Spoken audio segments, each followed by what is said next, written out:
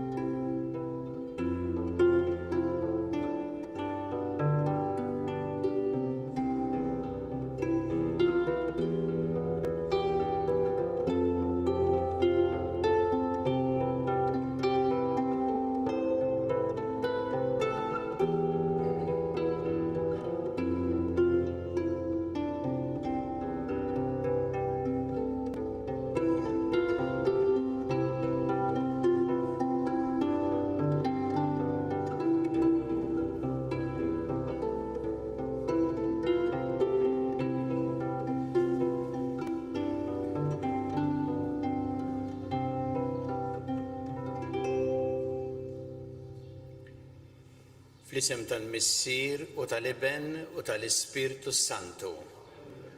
Il-paċi magħkom.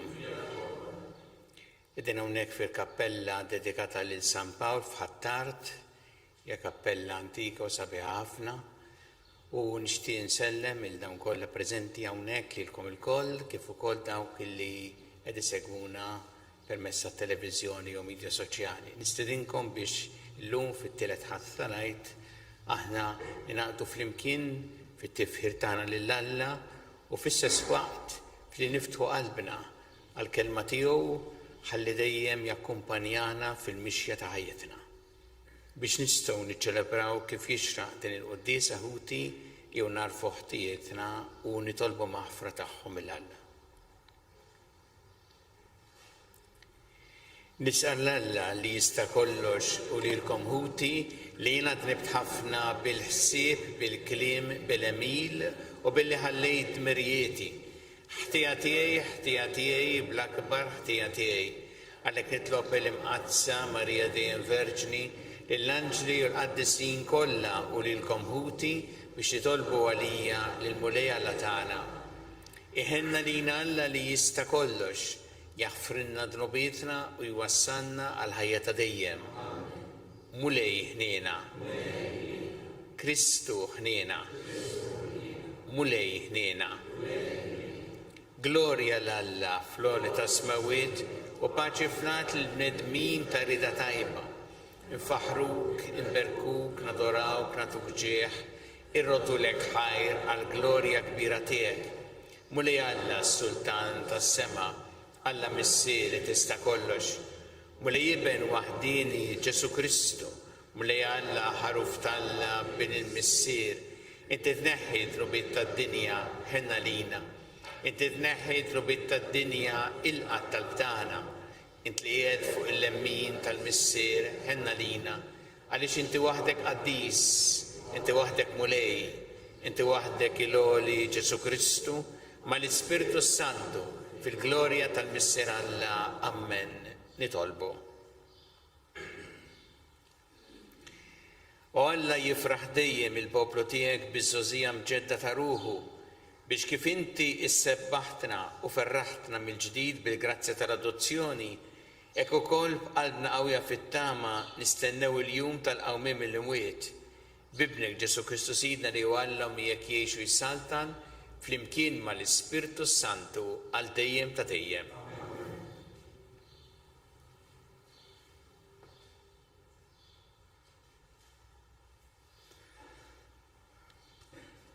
Qari mill-ktieb tal-Atti tal-Apostli. Narajt il-50 Pietru flimkien mal-11 qam u qal lil-Lut bil-Ħenoli: Nista' Ludija u intom il-koll li toqgħodu Ġerusalemm, kunu għafu dan u isimgħu sewwa se ngħidilkom jien. Ġesu ta' Nażaret kien bniedem li Alla tagħkom prova tiegħu permezz tal-mirakli u l-eġubijiet u s-sinjali li jagħmel bih fostkom, kif intom stess tafu. Lil dan Ġesu Alla telqulkom fidejkom skont il-erf u l-pjan li fassal minn qabel. U intom neħejtuh billi sallabtuh permezz ta' nies ħżiena. Imma Alla qajmu mill-imwiet billi ħall irbit tal-mewt għaliex ma setax ikun lil mewt iżomm taħt is-seta tagħha.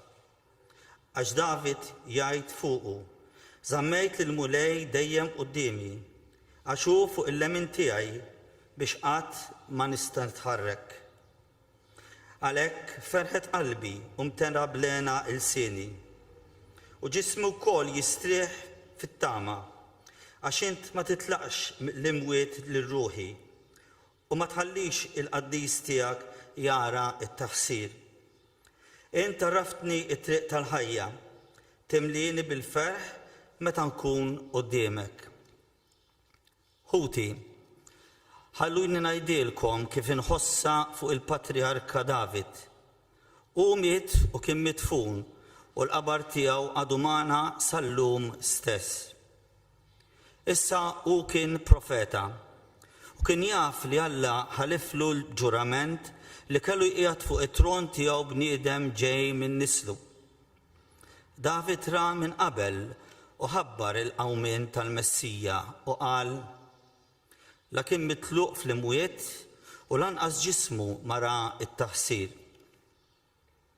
Lil dan Ġesu Alla qajmu mill-imwiet u ta' dan aħna il-koll xieda.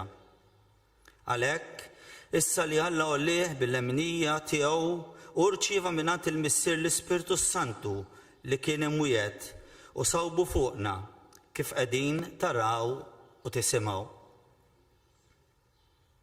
Il-kelma tal-mulej, roddu ħajr lil Alla. Flimkien mulej int tallimni it-triq tal-ħajja. Mulej int tallimni it-triq tal-ħajja. Ħarisni, o Alla, għax fik jien nistkenn, jien qed lil mulej int sidi, m'għandix ġid ieħor ħliefek. Mulej, int is-sem tal-wirt u risq tiegħi, inti żomm fidejk xortija. Flimkien, mulej, int tallimni it-triq tal-ħajja. Imbierek lil mulej li tani l-fema, imqar bil-lejl qalb tallimni. Inżomm lil mulej dejjem qudiemi, għax bih fleminti qatt ma nitħarrek. Flimkien, mulej, int tallimni it-triq. Kif tifraħ qalbi u titenna ruħi u ġismi wkoll jistrieħ fil-kwiet, għax int ma titlaqnix fl-imwiet, ma tħallix il-maħbub tiegħek jara l-qabar. Flimkien, mulej, int tallimni t-triq tal-ħajja. Int tallimni t-triq tal-ħajja, hemm il-milja tal-ferħ quddiemek, hemm laxqa għal dejjem flemintek. Flimkien, mulej, int tallimni t-triq tal-ħajja.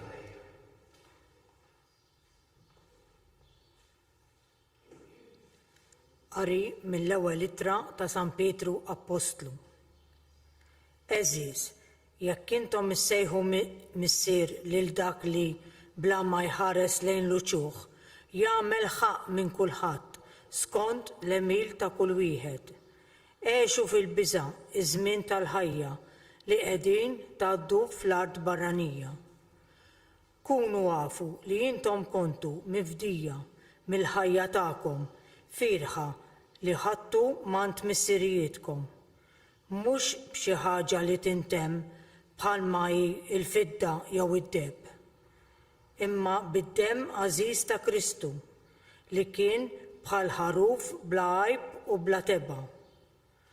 U kien predestinat sa minn qabel ma saret id-dinja, imma der fl-aħħar ta' żminijiet imħabba fikom. Bih intom temnu falla li qajmu mill-imwiet u taħ il-glorja. Hekk il-fidi tagħkom hi wkoll tama falla. Il-kelma tal-mulej. Ir-roddu ħajl lil-Alla.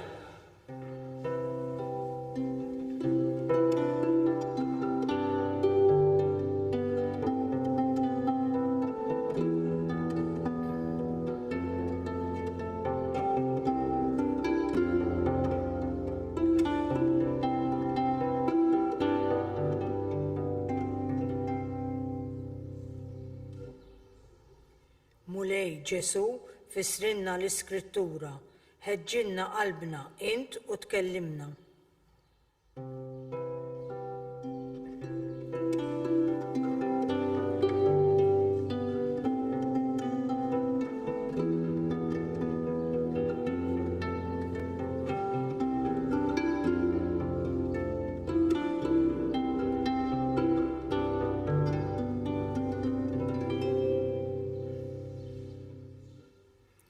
Il-mulej ma'kom.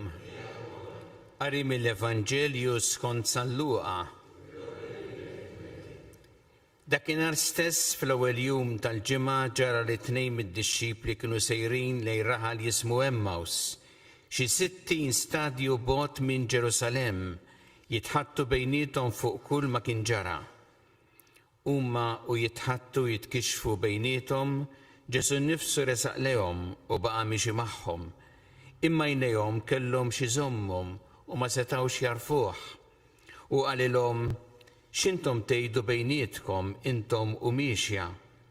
U huma waqfu bħarsa ta' niket fuq wiċċhom.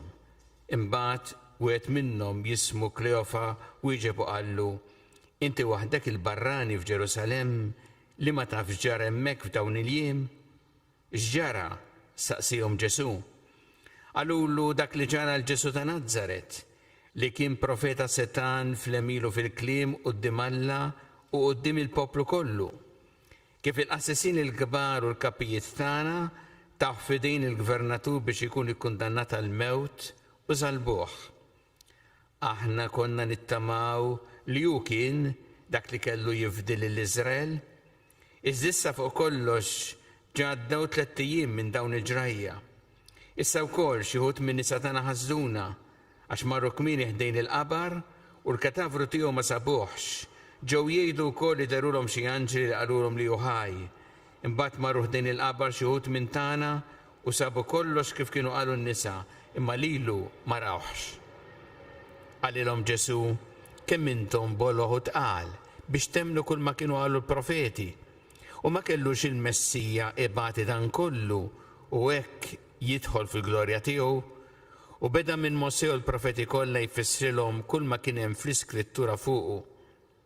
Meta qorbu lejn ir-raħal fejn kienu sejrin u għamel ta' birruħu li kien se jibqa' sejjer aktar il-bogħod. Iżda huma ġeluh jibqa' magħhom u qalulu ibqa' magħna għax issa sar ħafna ħin u l-jum ġa wasal biex jintemm. Imbagħad daħal biex joqgħod magħhom. Waqt li kien fuq il-mejda magħhom qabad il-ħobs qal il-barka qasmu u tawulhom. Imbagħad infetħulhom għajnejhom u għarfuh, iżda hu qab minn qudiemhom u wieħed il-ieħor bdew jgħidu ma kinitx imkebsa qalbna ġewwa fina huwa jkellimna fit-triq u jfissrilna l-Iskrittura. Dak il-ħin stess qamu u reġgħu lura Ġerusalemm. Hemm sabu lil 11 u lil sħabhom miġbura flimkien u dawn qalulhom il-mulej qam tassew u der lil xmun. Huma wkoll tarfulhom x'kien ġarhom fit-triq u kif kienu għarfuh fil-qsim tal-ħobs. Il-kelma tal-mulej.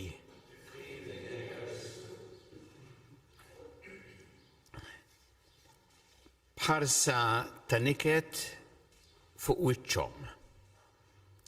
Dan hu l-mod kif San Luqa fl-Evanġelju tiegħu jiddeskrivi li dawn iż-żewġ dixxipli li kienu mexjin minn Ġerusalemm lejn raħal jismu Emmaus.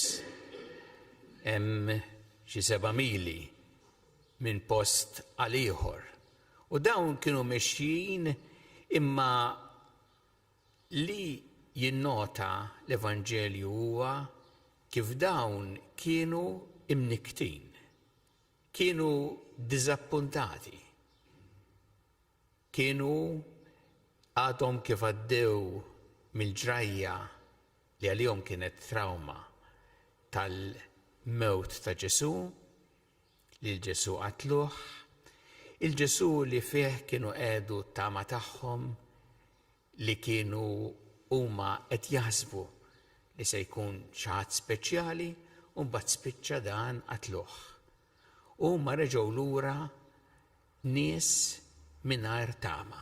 Fil-fatt tolqtok kif jgħidu hawnhekk aħna konna nittamaw li hu kien dak li kellu jifdi l-Iżrael, konna nittamaw. U jolqtok ħafna dal-kliem għax huwa eżatt il-kontra ta' dak il nsibu fis-Salmi f'Salm 22 li jgħid fik ittamaw mis-sirjietna, fik ittamaw inti ħlisthom. Dawn tilfu din it-tama f'Ġesu li hu kien. Huma u mexjin qalbhom tqila jimxi magħhom xi ħadd li kien Ġesu ma huma marfuħx, tant kienu diżappuntati, tant kienu mimlijin b'dan niket illi marfuħx il-Ġesu u mexa magħhom. U nixtieq naraw ftit x'jagħmel Ġesu. Għax l-ewwel ħaġa li jagħmel Ġesu mhuwiex li jaqbad u jgħidilhom kollox, l-ewwel ħaġa jismagħhom u jistaqsihom. Dawn iż-żewġ affarijiet huma dak li nsibu fil-fatt ħafna snin qabel. Meta Ġesu kien intilef fit-tempju u marru jfittxuh Marija u Ġuseppi u l-Evanġelju jgħid kien hemmhekk mal-kittieba mal-orrif jismagħhom u jistaqsihom. U hekk għamel hawn Ġesu.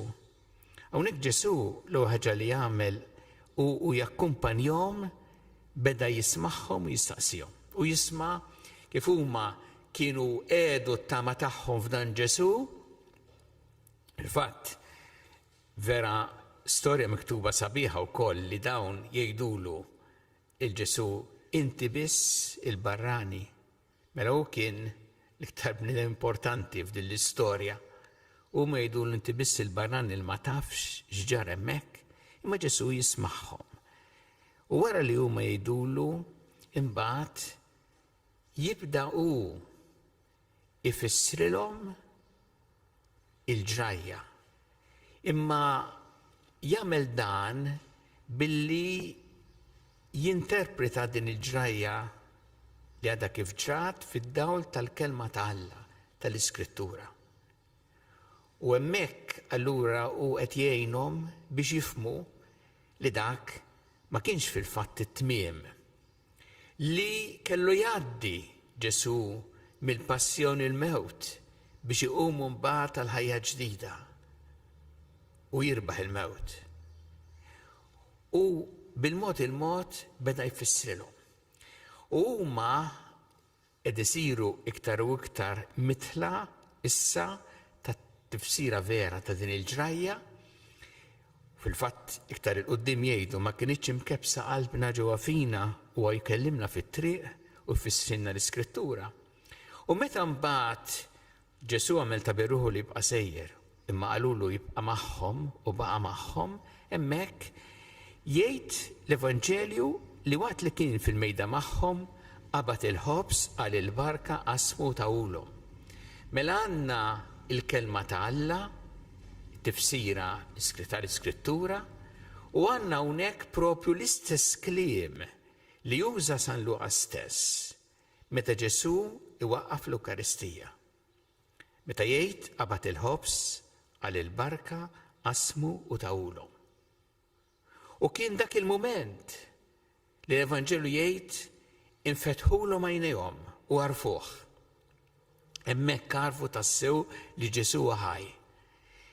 Wara li semgħu il-kelma tiegħu, it-tifsira tal-Iskrittura u propju fil-waqt tal-Eukaristija.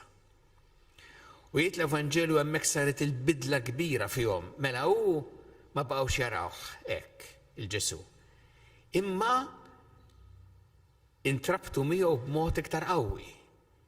Il għaliex l-Evanġelu jgħid hemmhekk għarfu li huwa ħaj u x'għamlu? Reġgħu lura triq kollha, reġgħu lura Ġerusalemm biex jagħtu l-aħbar li Ġesu huwa ħaj.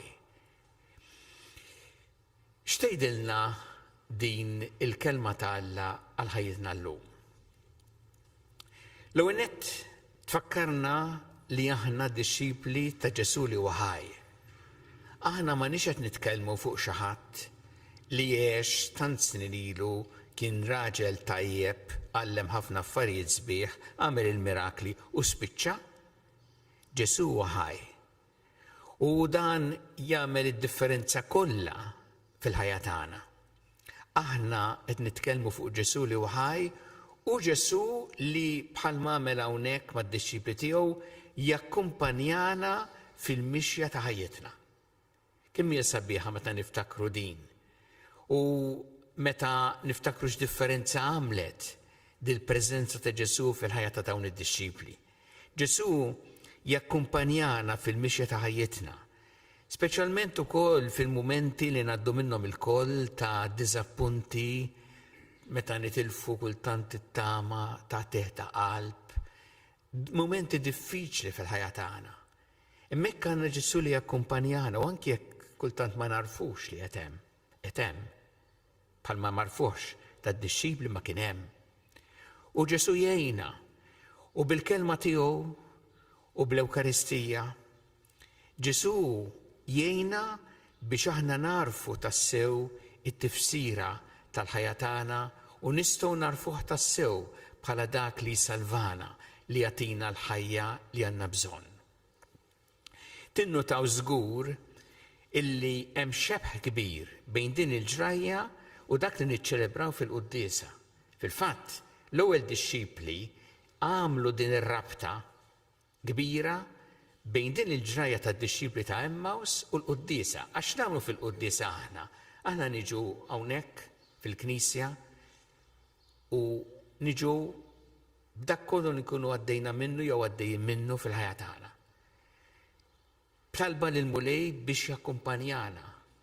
U permezz tal-kelma tiegħu bħalma għamel id-dixxipli u permezz tal-Eukaristija bħalma jsir f'kull Quddiesa Ġesu jgħinna jagħtina l-qawwa, jagħtina l-għajnuna li għandna bżonn, jerġa' jagħtina l-ħajja u l-enerġija.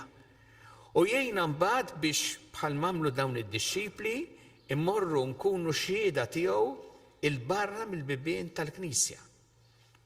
Bħalma għamlu dawn, hekk nagħmlu aħna wkoll għalhekk il-Quddiesa tispiċċa propju morru fil-paċi ta' Kristu biex issa tkunu xhieda ta' dak illi jextu hawnhekk permezz taċ-ċelebrazzjoni tal-Quddiesa. U għalhekk il-ġrajja tal-lum tfakkarna kemm Ġesu ħaj jakkumpanjana fil-ħajja tagħna, imma kif ukoll kemm tagħna mezzi importanti, speċjalment fiċ-ċelebrazzjoni tal-Quddiesa permezz tal-kelma tiegħu, permezz tal-kelma ta' Alla u permezz tal-Ewkaristija li jibdel il-ħajja tagħna u jittrasforma u jagħtina tassew dik il-ħajja li għandna bżonn u l-enerġija li għandna bżonn fil-ħajja tagħna u l-għajnuna li għandna bżonn fil-mumenti diffiċli tal-ħajja tagħna.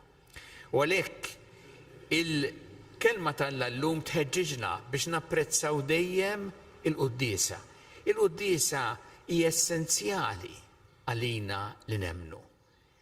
Fil-Quddiesa għandna l-ikbar teżor, għandna l-ikbar għajnuna li Alla qed joffrilna, għandna l-ikbar don. Minna jiddependi Jekk napprezzawx dan, minna jiddependi jekk nużawx din l-għajnuna li Alla jagħtina u minna jiddependi wkoll jekk aħna nilqawx il-mulej li jakkumpanjana fil-mixja ta' ħajjitna. Llum jew nitolbuh din il-grazzja li aħna narfuh dejjem bħala l-mulej li huwa ħaj li miexi magħna fit-triq ta' ħajja tagħna u nitolbuh biex dejjem jakkumpanjana permezz tal-kelma tiegħu permezz tal-Ukaristija biex nimxu tassew fit-triq li urina hu it-triq illi twassalna għal ħajja ta' dejjem.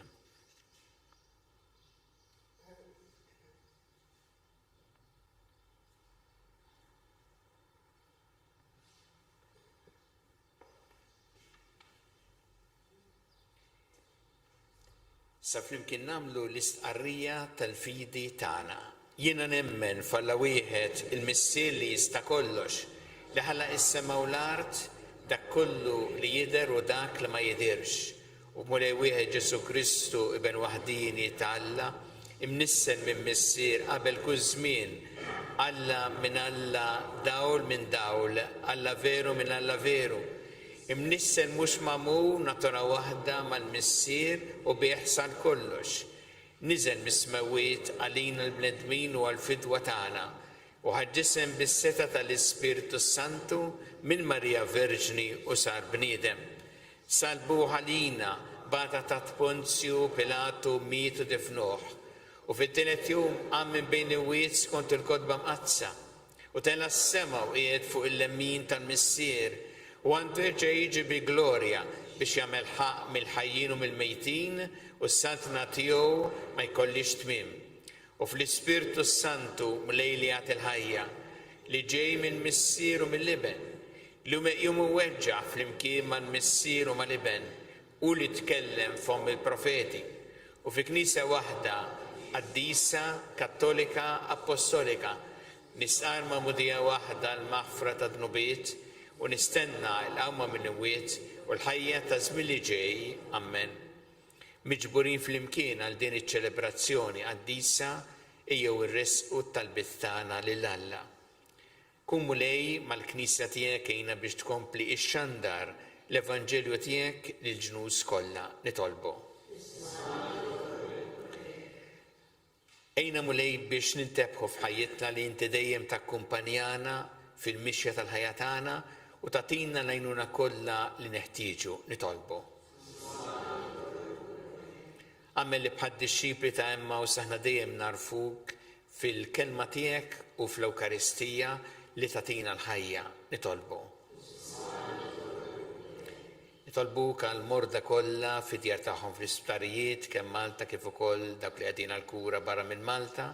Nitolbuk għal dawk li għatuhom is-servizz u l-għajnuna li jeħtieġu nitolbu. Nitolbu għal Papa il-Jun fil-vjaġġ apostoliku li qed jagħmel bħalissa fl-Afrika qiegħed l-Angola bħalissa. Nitolbuk mulej biex tkompli tgħinu ħalli jwassal bla biża' bil-kuraġġ kollu il-kelma tiegħek nitolbu. Nitolbu għal paċi fid-dinja, għal paċi f'tant pajjiżi fejn il-konflitti u l-ġlied. Nitolbu għal dawk kollha li huma vittmi tal-mibeda, tal-vjolenza, tad-disprezz lejn il-ħajja u d-dinjità tal-bniedem nitolbu. U nitolbu biex aħna dejjem nożżu l-ħajja f'kull waqt tagħha. Mill-ewwel mument ta' tnissil tagħha fejn diġà hemm ħajja umana sa tmiem naturali tagħha nitolbu. Niftakru wkoll f'dawk li għaddew għall-ħajja ta' dejjem, rabba tagħna, ħbieb tagħna, mulej laħħom fiħdanek għad il-faraġġ lill-familjari tagħhom nitolbu. Mulej Alla tagħna l-qattant li qed nagħmlulek illum u żommna dejjem f'imħabbtek bi Kristu Sidna.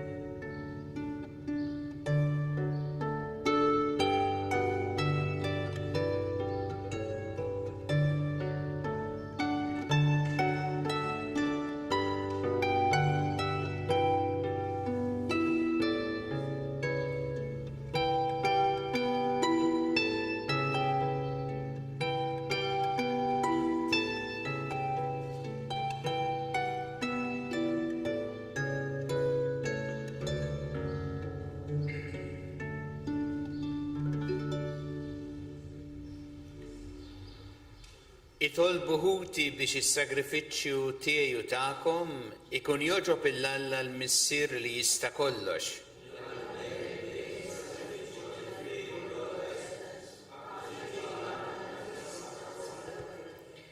Ilqamu lejn l-offerta tal-Knisja ferħana u għatija li tgawdi lena ta' dejjem int li tant għamilt magħha biex tifraħ. Bi Kristu Sidna.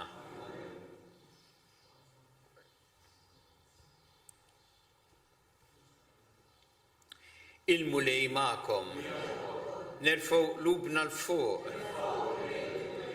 Nizzu ħajl il-mulej Alla tagħna. Sewa u xieraq tas-sew mulej tajjeb u taġi tas-salvazzjoni tagħna li dejjem nistqarru l-glorja tiegħek iżda ferħ akbar inxandruha f'dan iż-żmien li fih ġie issagrifikat Kristu il-ħaruf tal-għid tagħna. U qeret il-ħażen tagħna tal-imoddi, ġeddet il-ħolqien kollu li kien iġġarraf u reġa' tagħna l-ħajja fis-safa kollu tagħha. Għalhekk dan il-ferħ tal-għid imxerred ma' kull imkien fid-dinja il-bnedmin kollha jintlew bil-għena u l-qawwiet tas-sema mas-setat tal-anġli jiġu lek innu ta' glorja u bla qiegħda itennulek. Qaddis, qaddis, qaddis, li Alla tal-Iżext, ismewtu l-art, wasal.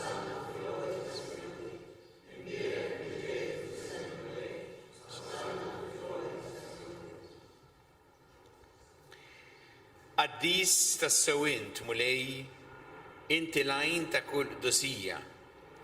Qaddes għalhekk nitolbuk dal-offerti bil-barka tal-Ispirtu tiegħek biex isiru għalina l-ġisem u d-demm ta' Sidna Ġesu Kristu. Li meta kien se jingħata biex mir-rajħ ibati ħal-ħobs ratt il-ħajr qasam tali d-dixxipli tiegħu qal ħudu u kulu l-koll minn dan, għax dan huwa ġismi li jingħata għalikom.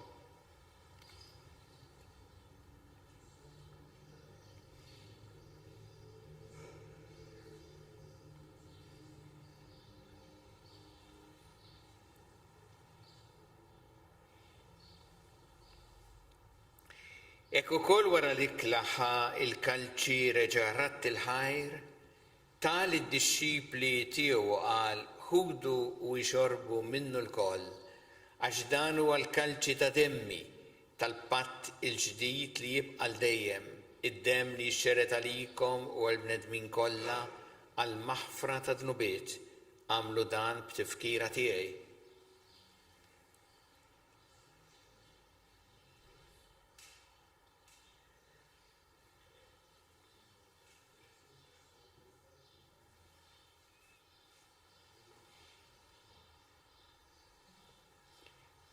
Danu il-misteru tal-fidi, inħabbru l-mewt tiegħek mulej, ixxandru bil-feħ aw minn tiegħek, jistennew jisammu tiġi fuq. Għalhekk aħna u nagħmlu dan b'tifkira tal-mewt u l-qawmin ta' Sidna Ġesu Kristu, nofrulek mulej il-ħobs tal-ħajja u l-kalċi tas-salvazzjoni u rroddulek ħajr għax oġbok tilqana hawn quddiemek biex naqduk. U miċ-ċokon tagħna nitolbu li l-Ispirtu Santu jaqgħadna f'ġisem wieħed lilna li nieħdu sehem mill-ġisem u d-demm ta' Kristu. Ftakar mulej fil-Knisja tiegħek imxerda mad-dinja kollha, wettaqa' fl-imħabba flimkien mal-Papa Ljun, mal-Isqof tagħna Charles, mal-Isqof Anton, miegħi għaddej tiegħek minn ma jisħoqli u mal-Ministri tiegħek kollha. Ftakar ukoll f'ħutna li raqdu bit-tama tal-qawmien, ftakar fil-mejtin kollha, daħħalhom quddiemek fid-dawl tas-sebħ tiegħek. Ħenna lina l-koll nitolbuk għati lilna wkoll il-wirt tal-ħajja ta' dejjem, flimkien mal-Verġi B'qazza u Malla Marija, ma' San Ġusepp, mal-Apostli ma' San Pawlu l-qaddisin kollha li jgħixu fil-ħbiberija tiegħek sa mill-bidu tad-dinja, għameli magħhom infaħruk u nsebħuk Ġesu Kristu ibnek. Bi Kristu, ma' Kristu u fi Kristu. Jingħata lilek Alla Missier li tista' kollox, flimkien ma l-Ispirtu Santu kull ġieħu glorja għal dejjem ta' dejjem. Iju nitolbu it-talba li għallimna Ġesu li rrid li nitolbu bħala wlied tal-istess missier tagħna. Missierna li inti fis-smawiet jitqaddes ismek, tiġi saltnatek, ikun li trid int kif fis-sema ikda fl-ard. Ħobsna ta' kuljum matina llum, aħfrinna dobietna bħalma naħfru minnu ħati għalina u la taħanix fit tiġrib iżeħlisna mid-deni. Eħlissna nitolbuk mulej minn kull deni.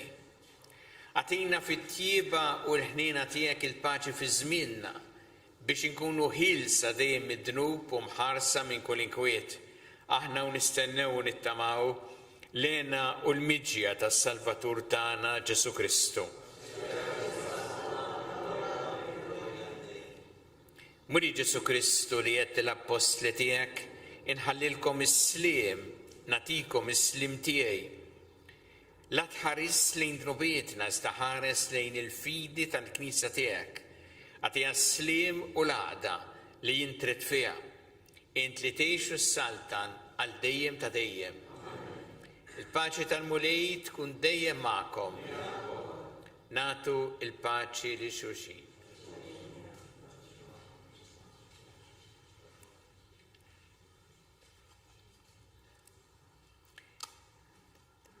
Ħaruf talla.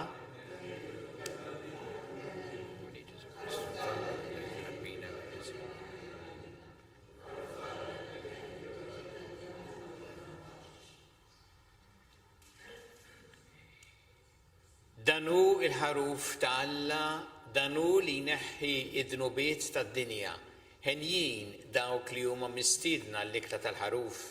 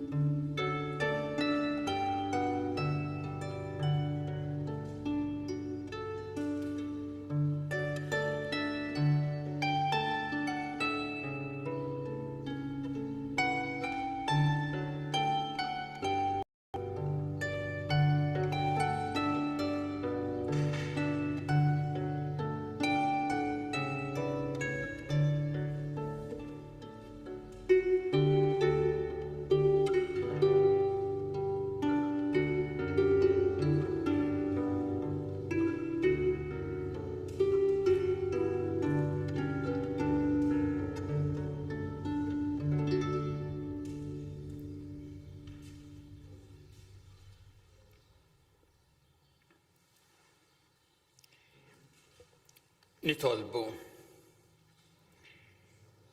Fit-tiba tiegħek mulej ħares lejn il-poplu tiegħek u bħal moġbok iġġeddu bil-misteru tal-ħajja ta' dejjem, għatiħu wkoll li jasal fil-qawmien mill-imwiet f'ġisem imsebbaħ bin-nuqqas ta' taħsir bi Kristu Sidna. Aħna u nitolbu l-barka t'Alla, llum nagħmlulu din it-talba sabiħa li jagħmlulu d-dixxipli fl-Evanġelju, ibqa' magħna mulej, ibqa' magħna il-jiem kollha ta' ħajjitna. Il-mulej magħkom. Iberikkom Alla li jista' kollox, il-Missier u l-Iben u l-Ispirtu Santu. Immorru nixu fil-paċi ta' Kristu.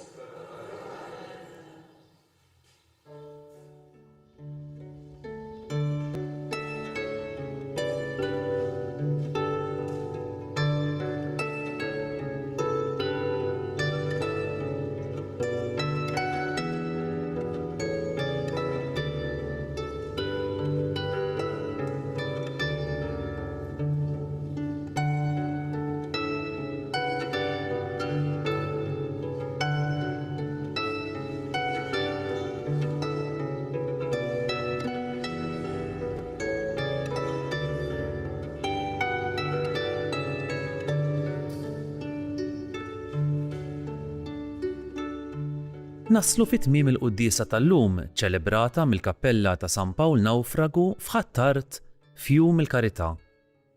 Infakrukom li l-Għaqda Maltija Trasport tal-Morda f'Lourdes Umtal għada qed tilqa l-applikazzjonijiet tal-volontiera għal pellegrinaġġ annwali djoċeżan għal Morda f'Lourdes. Il-pellegrinaġġ se jitmexxa mill-Arċisqof Charles Cicluna u se jsir bejn it-13 u 17 ta' Lulju. Għal aktar tarif ċempel 7922-6606 jew żur umtalmalta.org. Nitolbu lil mulej biex iżomm idejh fuq il-persuni vulnerabbli, il-volontiera u l-ħaddiema li jaħdmu magħhom sabiex il-koll isibu s-sapport meħtieġ. Nitolbuk ukoll mulej sabiex tkompli tħares lil Papa Ljun 14 għatih l-erf, il-kuraġġ u s-saħħa ħalli jkompli jkun ħabbar tal-Evanġelju u messaġġier tal-paċi mad-dinja kollha. Mulej Ġesu, għenna nkunu strumenti tal-paċi magħna nfusna, mal-oħrajn u madwarna fis-soċjetà u d-dinja tal-lum. Nawguralkom il-kumplament tal-jum it-tajjeb mimli saħħa u barka.